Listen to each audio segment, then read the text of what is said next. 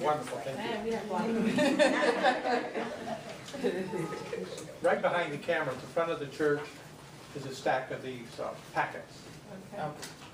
What I do is a full-time profession. I just love what I do. The talk today is about beliefs and how we create our reality, our outer world. So in the handout, there's the article on belief. There's one on comparison. That's about maybe judging someone else. Very polite way to put it. There's a poem called Invictus. We'll talk about that today. And then in the advertising that I sent out, it would be a free gift, and this is a free gift. This is an aura training graphic or program. So when you take this, take your scissors and you cut it in half. And then you take the graphic and tell you which ends is up. And you place it on a wall, preferably with a white background. Then you stand back about a couple, 2 or 3 feet or so, and you look for either graphic right in the center. 2 different graphics. What this does is to help create more of a left brain, right brain, whole brain technology. That's what it does. That's one. Number 2, it helps the physical eyes on polarity, on alignment. The third thing, of which it's really designed for, is to help open your pineal gland. That's one of the things we'll talk about today, is your gland. You ever go to church and hear about a gland? Well, the pineal gland is a small gland in the center of your brain, lining up with your forehead. And that is why, particularly in the Far East, in Eastern traditions, you'll see some people put a little sticker right here. It's called a bindi, and it's about the third eye. So the pineal gland goes back to ancient times. Into ancient Egypt, if you look at any of the graphics in any of the films or documentaries, you will see a pine cone. At the Vatican Square, there's a 7-foot pine cone. The Pope had, one of his staffs has a pine cone on it. There's also an Egyptian statue in the Vatican Square that shows the pine cone. So the pine cone is representative of the pineal gland. Why is that important? And how does it relate to beliefs? We're going to talk about that. This pineal gland has rods and cones that differentiate the frequency or degree of light and color the exact same way as the physical eye. When you close your eyes and you imagine something in your mind's eye, do you hear that? Mind's eye? Spiritual eye, third eye, stargate, all of those apply. It's just a label. You turn that on. So if I asked you to close your eyes and to visualize a ballpoint pen or a tree, you're going to do that. And that pineal gland is what generates the imagery. Besides what's in the back of the brain, there is files created from before you were born, and including this, like all kinds of files. Some of those files have to do with your beliefs. You were little, and someone said to you, just to give you an example, someone said to you, we're poor and we're always going to be poor. They just installed a program into your subconscious, and you go through your whole life feeling poor. We're always going to be poor. Or you're ugly and you're not going to have a handsome husband. Or anything else. We don't have a car. We're never going to have a car. Whatever it is, in a good way or not such a good way, it's a belief. So, from our mind, and we take a look at mind, which is a field of energy around the brain. The brain is not your mind, it's a computer. Okay, so we create an outer world which is a illusion or hologram from our subconscious, superconscious of our lives and how we see the world. You think about this, everyone has a best friend forever, right? And you talk about the same subject over and over again. You talk about the books you like to read, or the places you like to visit, or any number of things. So you have a resonance in your field of energy, your frequency of your beliefs. And someone else that comes in, let's say it's not the same, you're not going to resonate, you're not going to see things the same way, and maybe you won't become friends. Maybe you're married, and for a short time, long time, all of a sudden you don't feel as comfortable with each other anymore. Maybe someone has chosen in the relationship to look at things differently, or to read some books, or to take some classes or something, and so the resonance is not the same. And then I want a divorce. Or a close friend forever. I've seen this in my own life, and people around me tell me about their lives. They've been friends for 40 years, and all of a sudden, something changes because of their beliefs. It creates how you see the world, how you function in the world. So, what do we do about that? Let's say if we want to change it, real simple.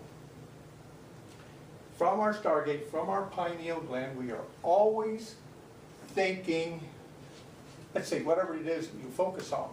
Maybe it's a new job, the new relationship, or new learning, whatever it might be, while you are thinking about that, you are sending a projection, because that pineal gland we talked about is a projector. And so the thoughts, the imagery that is associated with the thoughts is being sent out. Being sent out, and then you create this outer world. So to change that, you change your thoughts. Something's not working in your life that's not right in the relationship. It could be money. For example,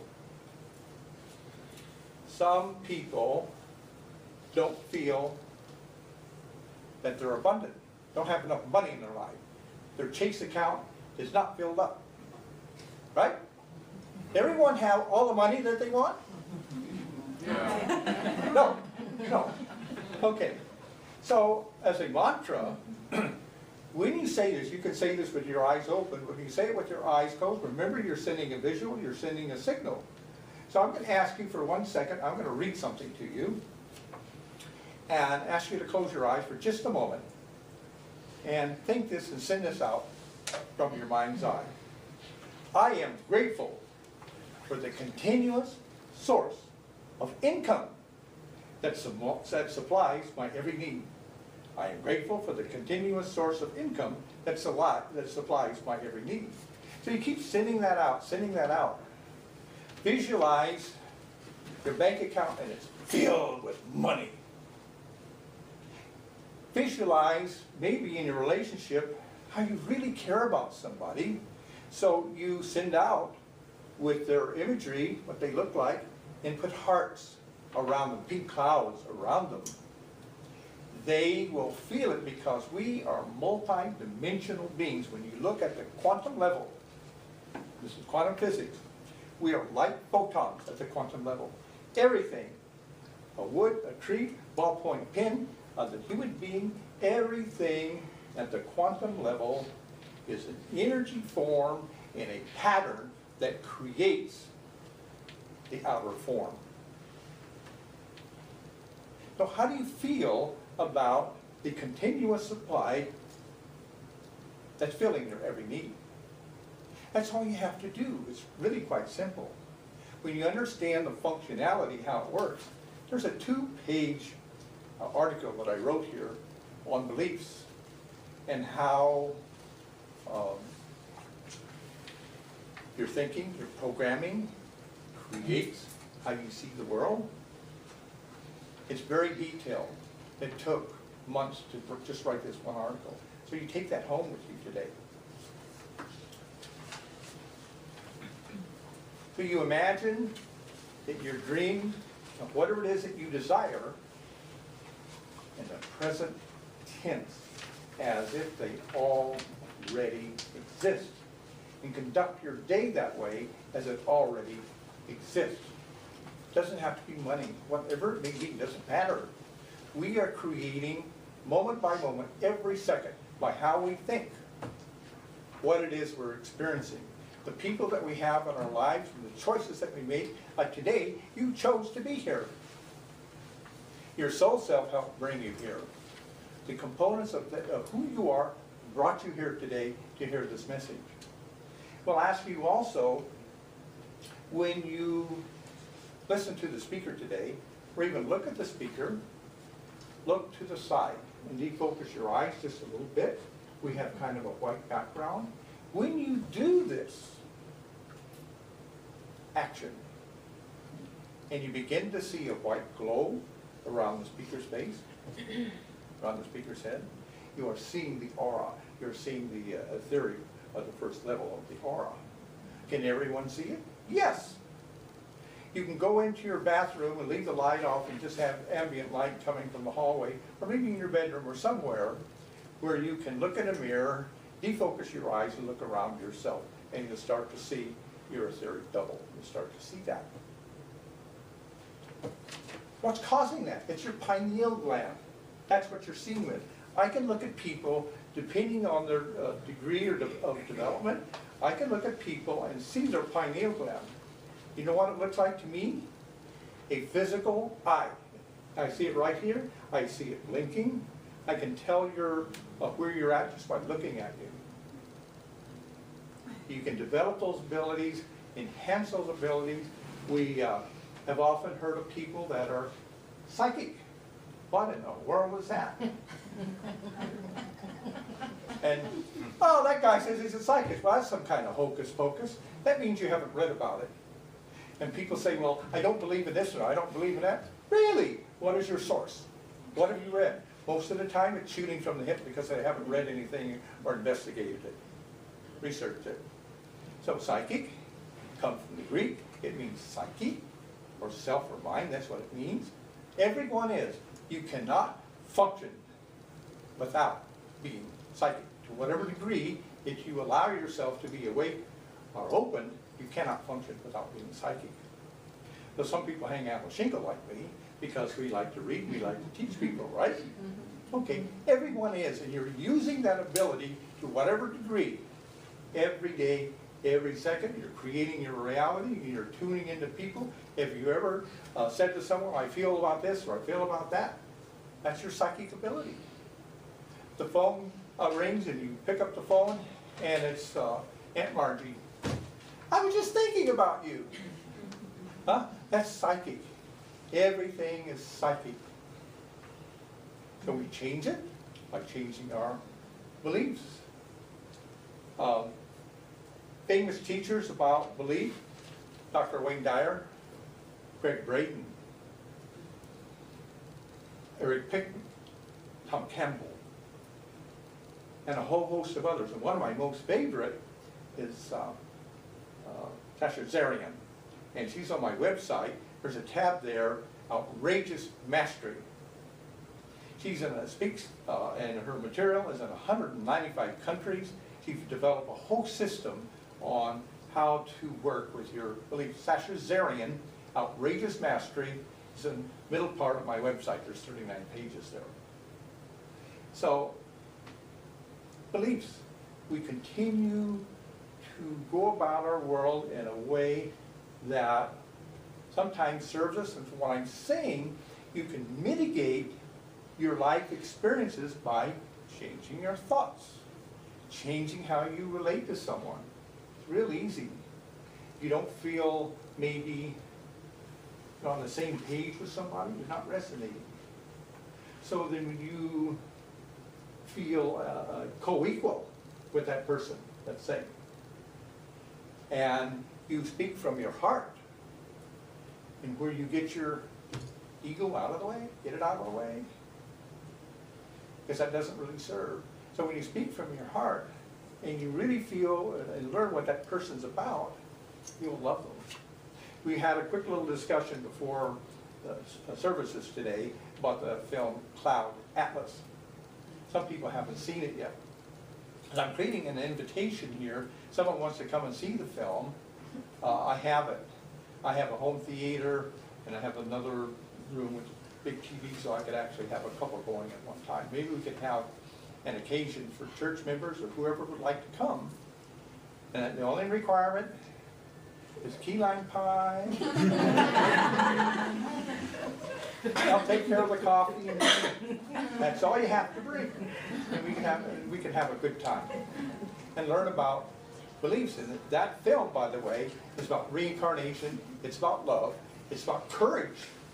It's about the New World Order. What is that all about? You know, we're in the throes of that ourselves right now.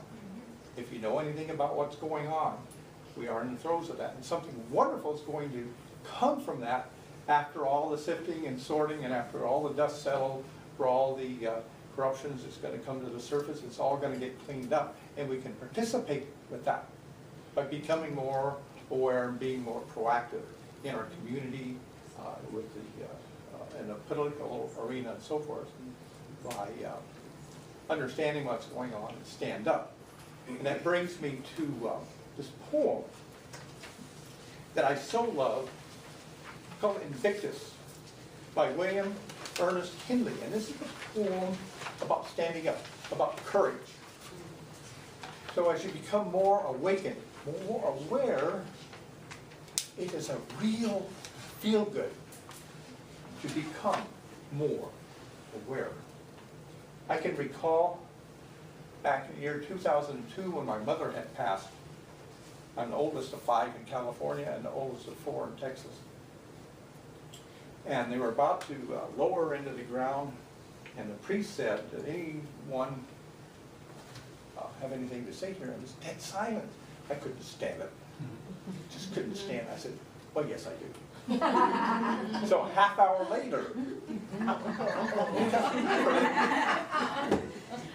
remember that you're listening to a fellow that will be 75 in August. Okay? 75. I'm going to have a party. And you won't get an announcement unless you do the sign-up sheet and get on my contact form. You won't know about it. So I talked about, because I grew up in the 40s, total different reality, total different world than we have today. And so I talked about not the sad and hurtful times that happened in the household. I grew up with an alcoholic stepfather. I got beaten a lot. Did that help this soul learn to understand and have more compassion for others? You think? What do you think? Okay. Now, what I talked about my mom were the times that we went in downtown, this in Stockton, California, and went to Cresses and Woolworths, and I would get a little lead soldier. It was 5 cents, Army soldier, because this is right after the war, right? World War II. And going to the movie theater for 25 cents. And Christmas time, oh God, we had real Christmas tree, and we had garlands made out of paper loops and popcorn, and then, because I really believed there was a Santa Claus. Really believed that. You heard that word, believe? Mm-hmm. So you get up in the morning, you go out there, and you get all this stuff from Presses and Woolworth, right? All around the tree, and you get a harmonica, and something that rolls on the floor, and so forth. So I call them magical, mystical times in my life. So that was a good part in my early years, was those fun times in the home. And then later, you begin to hone your skills. You begin to learn much more than going to work and coming home and having dinner and watching TV. There's much, much more. You also go into my site, there's a tab there called Suggested Reading. It's my library, and it's this long. I'm not kidding you. That library, that one page, took months to build. Yes, there's services that are shown on the site, but if you want to learn about special books or some special teacher, some special thing that you're interested in, I guarantee you it's going to be on that page once you open it up. Outrageous Mastery, you click on that, and Sasha has a program. I think you get an initial free download on something to get an idea about what she has to offer. So back to Invictus, standing in your power. It's a wonderful thing.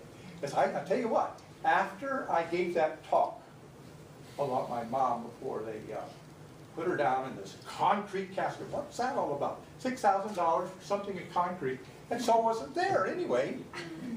But they dropped her on down, right? I felt like I was floating. Did I ever feel good because of all the attitudes or contrary or beliefs going on with the family? Because they didn't really know what I was all about. You're finding out today. So this poem, Invictus. Out of the night that covers me, black as the pit from pole to pole, I think whatever gods may be for my unconquerable soul. In the fell clutch of circumstance, I have not winced nor cried aloud. Under the bludgeonings of chance, my head is bloody, but unbowed. Beyond this place of wrath and tears looms the horror of the shade, and yet the menace of the years finds and shall find me unafraid. It matters not how straight the gate, how charged with punishments the scroll. I am the master of my fate. I am the captain of my soul. William Ernest Henley. And fabulous poem. I trust today that we've gotten across about how beliefs function and how you can mitigate those beliefs. One of the things you can do is sit down, famous Deepak Chopra saying, as you meditate. You meditate and look within and be honest with yourself and look within, and answers will come to you. So I'm going to finish one last statement before we close. There's a master teacher. We all know who he is. He still lives. So he said in his last words, his language, Eloi, Eloi, Lamana Sabachthani. Best I can pronounce it. It's from his language, Aramaic. What he said was, my Lord, for this I was kept. It was not a high technical language like this one. He basically said, I'm living my life purpose, and I am living mine. Thank you so very much for listening.